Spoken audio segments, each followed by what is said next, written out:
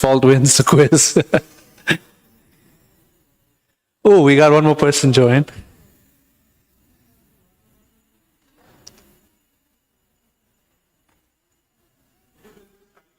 Yes, it's starting now. Please go ahead and scan the QR code or go to the link that's on top of the chart.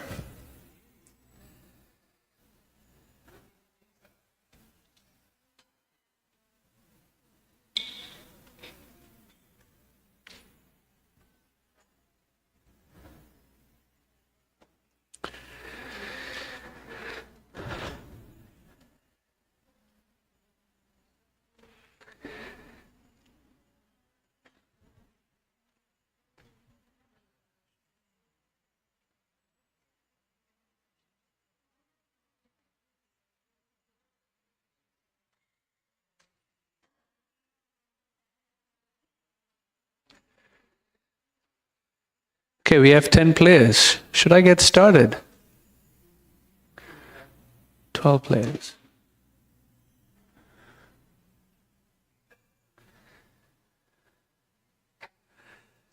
It's a smaller group now, so the higher chances that you win. What is the gift? The gift is this book, Realizing Our Empathic Nature Connected to Krishna. It's one of my favorite books by His Holiness Bir Krishna Maharaj. What's that? So you're going to not continue? All right, let's get started.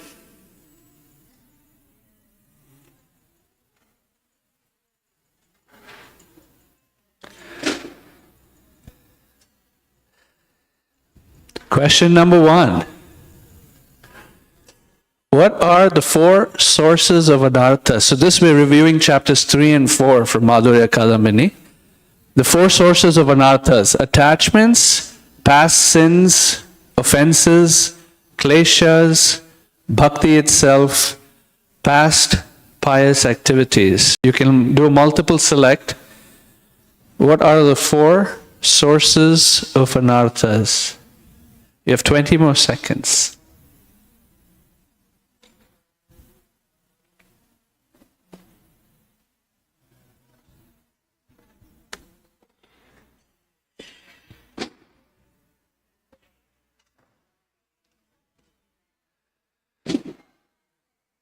And time's up. Most got it right. Most got it right. Okay. Let's go to the next question.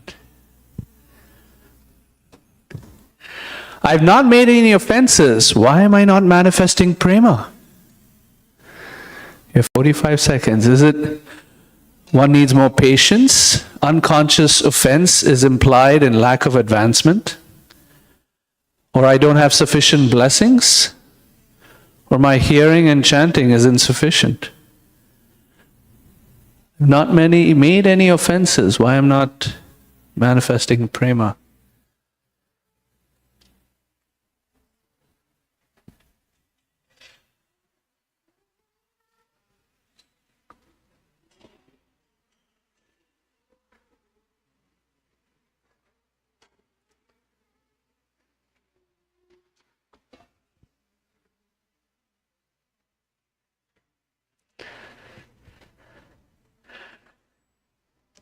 Oh, wow. Very few actually got it right. Okay, next question.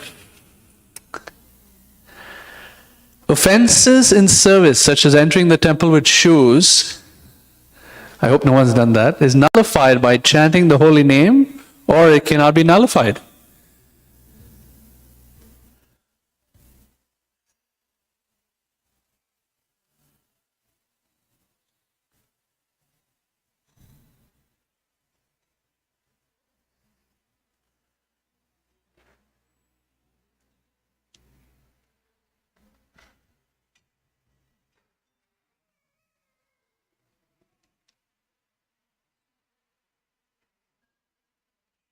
Okay, everyone's answered. Most got it right. Next question. Vaishnava parad is very destructive to one's spiritual life. Which of these should one be careful of? So there's multiple select. So you can select more than one. Number one, I don't need to be humble myself to a Vaishnava. The holy name alone is sufficient to deliver one. My offense is not counted because the Mahabharata is not angry.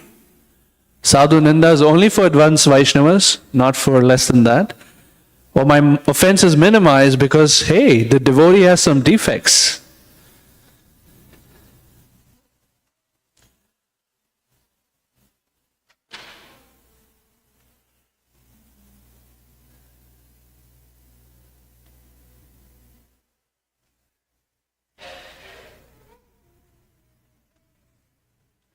All of them are right.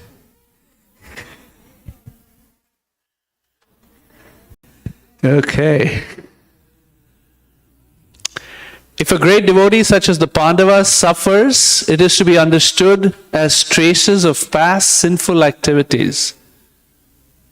True or false?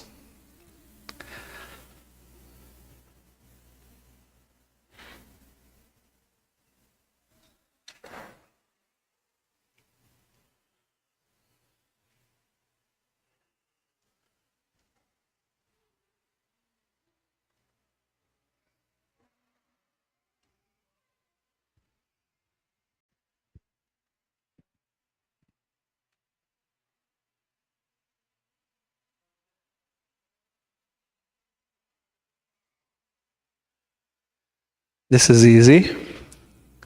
It is false. That's right. Okay, last sixth question. Progressive anarthas blocking nishtha, steady bhakti. So sort these in order. You have to move these around and sort these in order. Which is at the lowest level all the way to the highest level in terms of blocks or obstacles on the path of bhakti.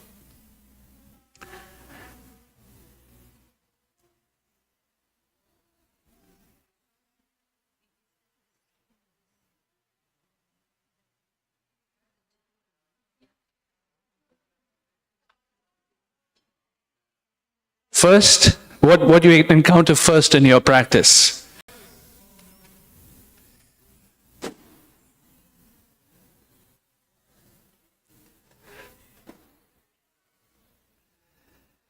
Okay, time is up. First is laya, then vikshepa or distraction, then apratipati or indifference, then kashaya, a tendency towards bad habits, and the last is rasaswada, right? Taste for material enjoyment. Okay, question 7. Steadiness is achieved when anarthas are completely destroyed or almost completely destroyed. This should be easy.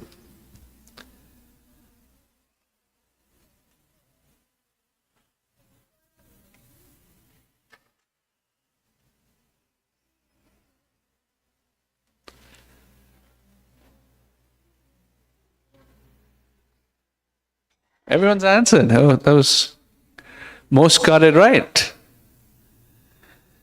All right, question 8. Wise men understand the presence of nishtha or steadiness when there is, on the left side, steadiness in qualities such as humility and respect, yet no steadiness in direct bhakti activities, or steadiness in direct bhakti activities, yet no steadiness in qualities, possibly even arrogant.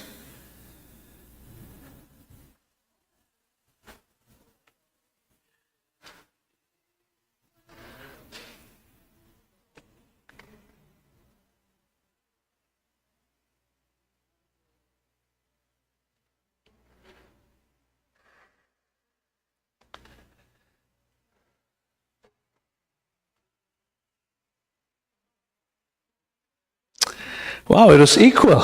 That's pretty good. But it's because steadiness in direct bhakti activities, according to Vishwanath Chakri Thakur and Madhurya Kadambini. Read the book. We'll talk about it later. Okay, 9. Passion and ignorance, while no longer active, remain present to some slight degree up to nishtha, ruchi, asakti, bhava or prema.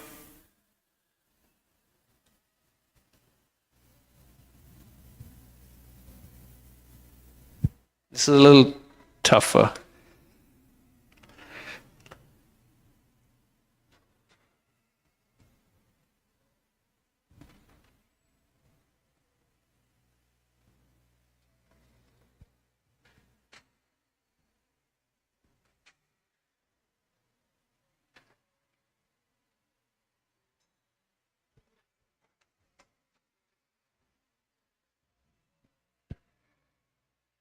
Okay, and the answer is up to bhava.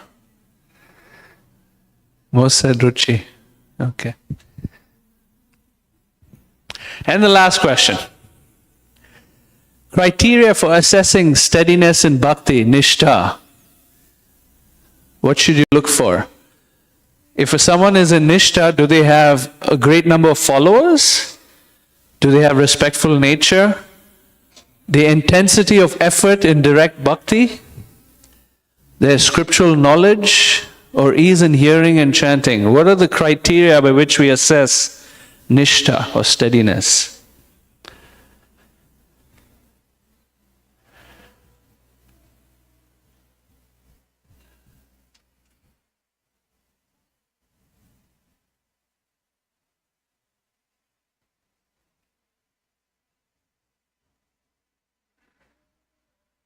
Oh, everyone answered. Very good. Most got it right. Intensity of effort and the ease in hearing and chanting. Okay. The next button I click will say who the winner is. Should we just skip that part? Yeah. All right. You know, competition for devotees is not a JSDD. Is that? Jai Subhadra? Is that you? Radha. Oh, so JSDD got the longest streak of right answers. Radha. Who's Radha? Where's Radha? You put your name as Radha? Okay. You get a gift. Are you sure? You put your name as Radha? Here you go. Joking. Congratulations. Let's give her a round of applause.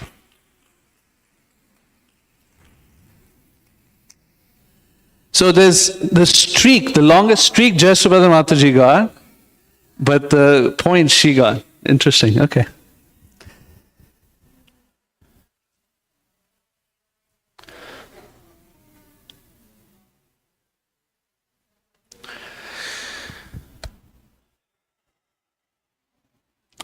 So, we do a little grounding exercise. We did the quiz part. We'll do a little grounding exercise now. How many of you feel, as we've been going through this series of lectures on the path of bhakti, how many of you feel a little overwhelmed by the amount of information around anarthas that we are receiving? So I want to share a little quote with you, if you don't mind. Follow along with me. I invite you all to sit comfortably and keep your back, neck, and head in a straight line. Close your eyes, if you don't mind. Try not to take a nap. Try to stay attentive.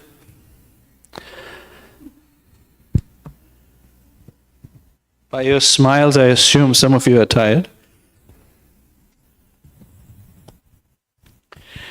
And I'd like you to listen to this little section that I'm going to read. This has been written by His Grace Burijan Prabhu. That one of the things that really help us as we traverse the path of anartha nivritti, or the removal of obstacles in our heart, is to feel loved. So take your attention to your breath. Take a deep breath in, Hold for a couple of seconds and then very slowly, gently breathe out. Feel the exhale leaving your nostrils.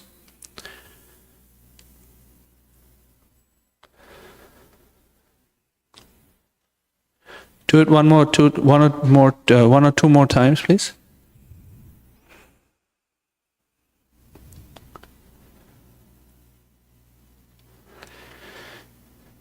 And take your attention now to your heart.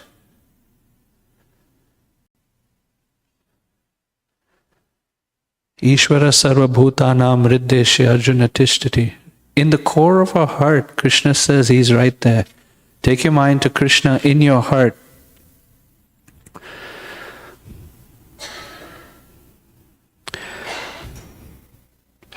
And kindly listen. Many devotees struggle with chanting because before they can take shelter of Krishna's names, they have to travel through the desert of seeing the truth about themselves, that they have little sincerity and no taste, that the mind is uncontrolled and filled with anarthas, and that they have no power to help themselves. This stage is necessary because it convinces us we have nothing to depend on except Krishna's holy name. Only when we understand this fact can we chant with a full heart. But it is not easy to cross that desert, and some devotees give up before they reach the other side. It helps to understand that Krishna loves us, and He is with us, even when it appears He is not. Perhaps we wonder why Krishna should love us. But Krishna's love is completely natural, for He is the seed-giving Father of every soul, every one of us, even with us being full of anarthas. He not only loves His devotees, but the devotees of His devotees are also dear to Him. Whatever faults exist in us, great as they may be, are only coverings of our true selves. That's not who we are. They're mere impositions on our actual nature. Can we trust Krishna's unswerving affection for us? Out of His affection, He steadfastly accompanies us as we transmigrate from body to body, from human to hog, to worm, to germ.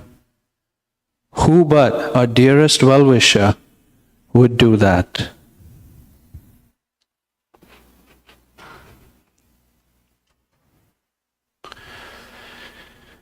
Take your attention back to your breath.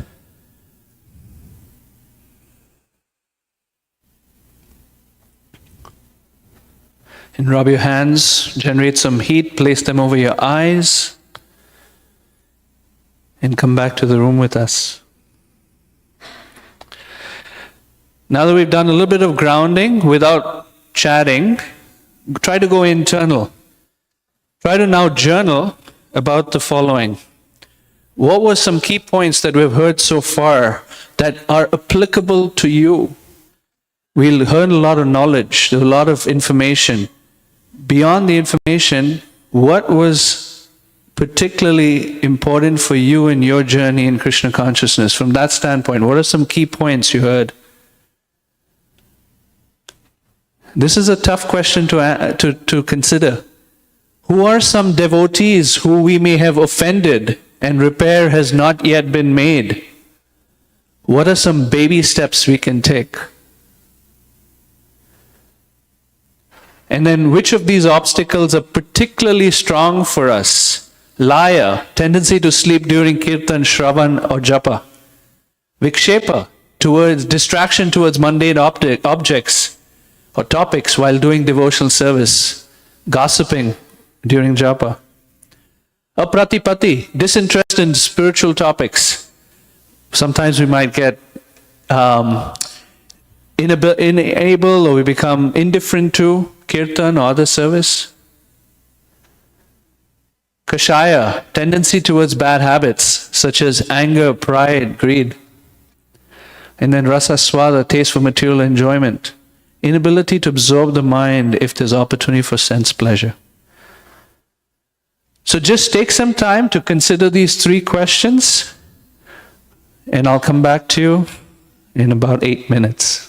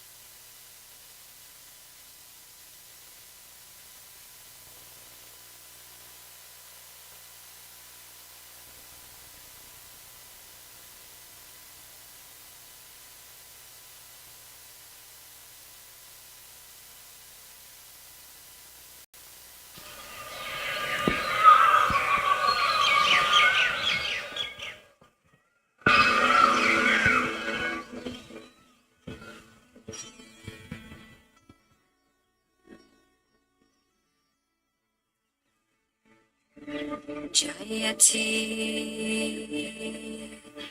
Dedhikam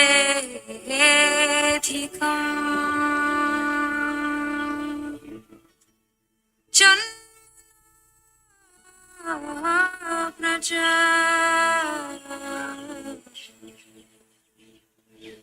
Shrayata Indira Shasha Datrahi Dayata Trishyata Dikshutavaka Dvayi Trishasavas Tvam Vichimbate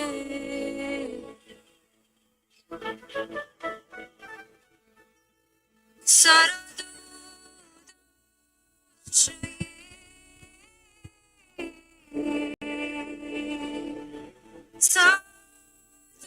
Sadhujatasa Sarasidodhara Srimukadrisha Surata Natati Sugata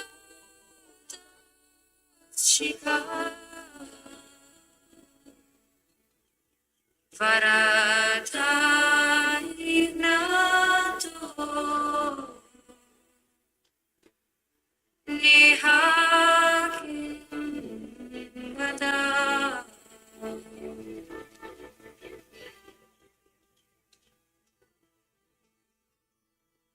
Vraja Janati Han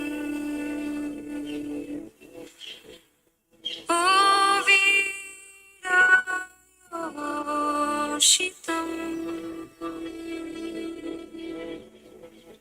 Nija Janasmaya Tvam Sanasmita Bhaja Sakhe Bhavan Kinka Smano Jalaruhanam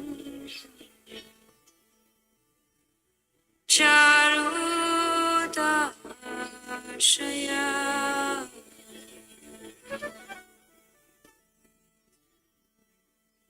Tava Patamrita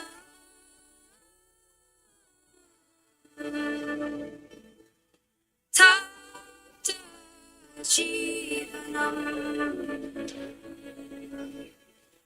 Kavipiriditam Karma Sabha Shravana Manga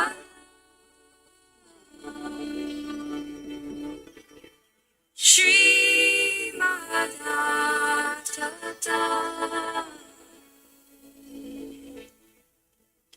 Bhuvi Prihanti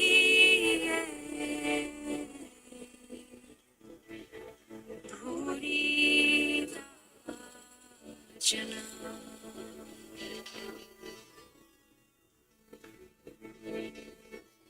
Prahashitam Priya Prema Chana Viharanam Jate Dhyanam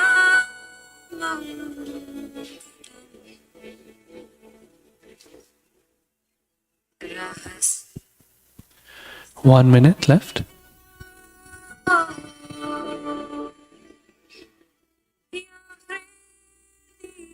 Sprisha Vokuhakano Mana Shobhayanti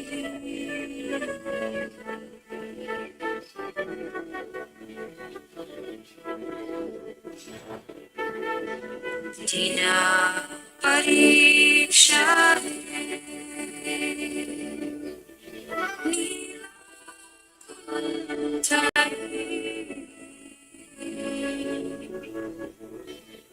Vanaruhanam Vibradhavritam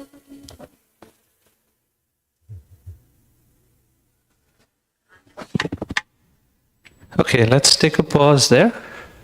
And certainly you can contemplate and journal after our time together. So the next part, let's split up into groups of 3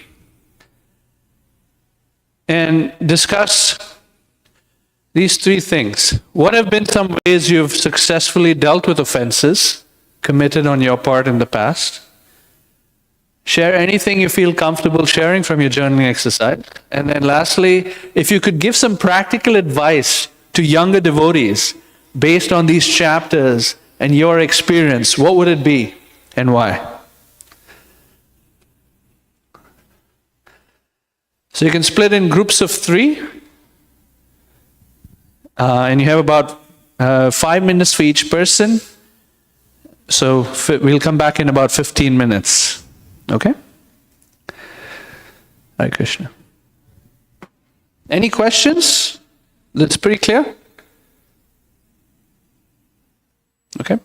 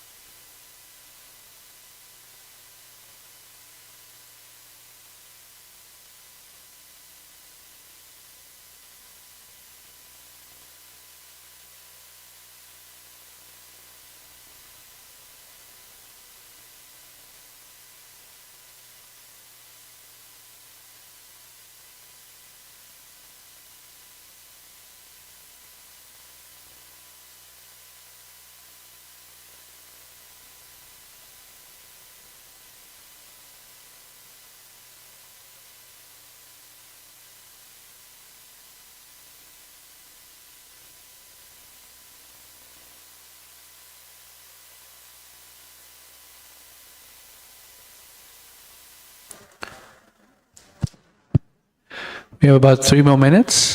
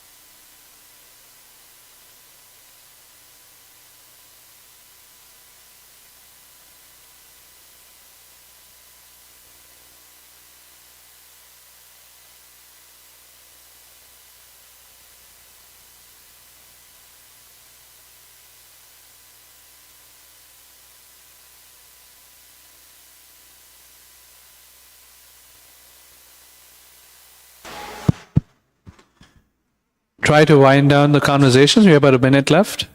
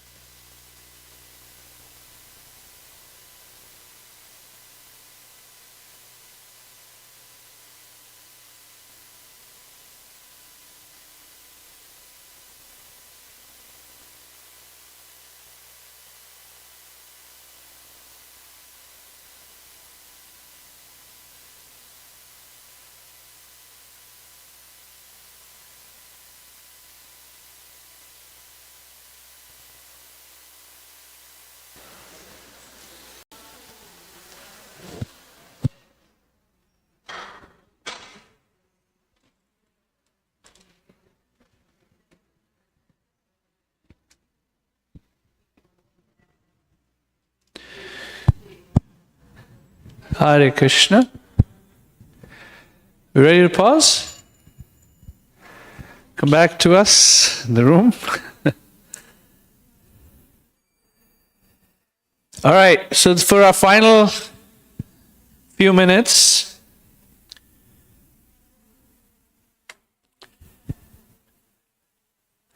anyone would like to share any takeaways?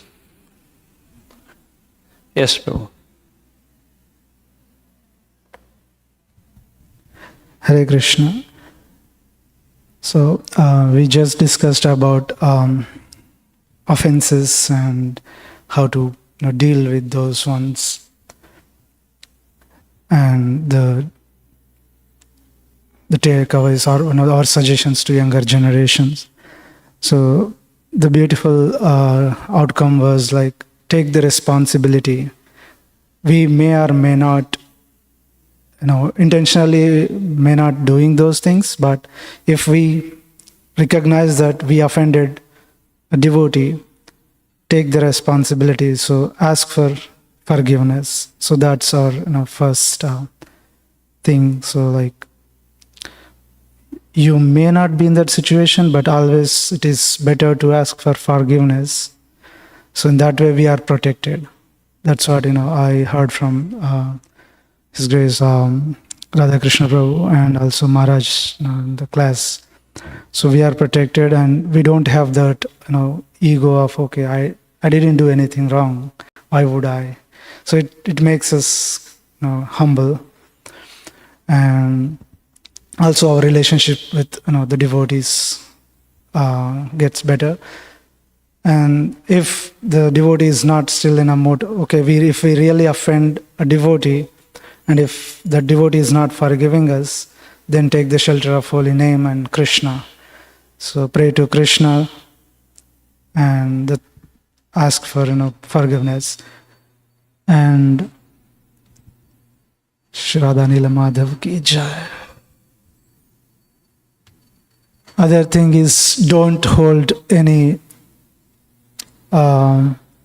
negative thoughts or opinions about the devotee, because everyone is unique. Everyone is part and parcel of Krishna. So maybe in our expectations, those devotees are not meeting, but they have other good qualities in serving the Lord, Guru and Krishna. So it's better always to just keep a distance, like don't be judgmental. So hold our judgments, always be neutral, and then just go with our sadhana. So our advice to younger generation is to don't be downpouring emotions immediately. First introspect ourselves about the situations, then reacting. So then take a neutral position, don't judge. Then when you think that it's the right time, then go for it. If you don't want to, just don't go. That there is no necessary. So the thing is, do our sadhana and then read Srimad Bhagavatam. There are so many examples where these different situations. Yesterday Maharaj was sharing. Yes, so those things we would like to just sadhana and reading. Okay, thank you. Thank you. Thank you very much. Others, anyone wants to share? Take away.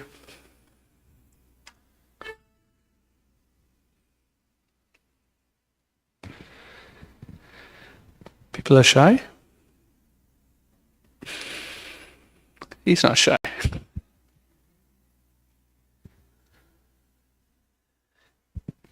Hare Krishna.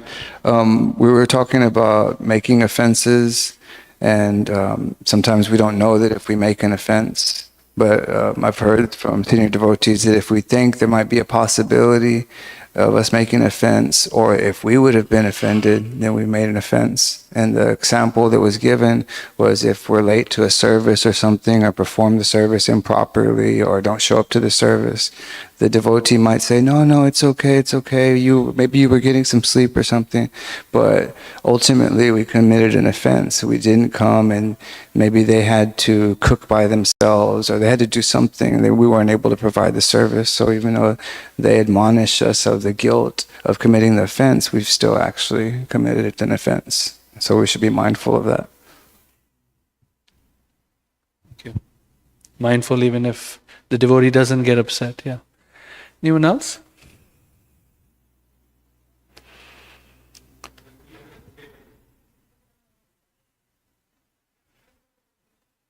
Yeah, whatever is your takeaway, go ahead. So I don't think I'm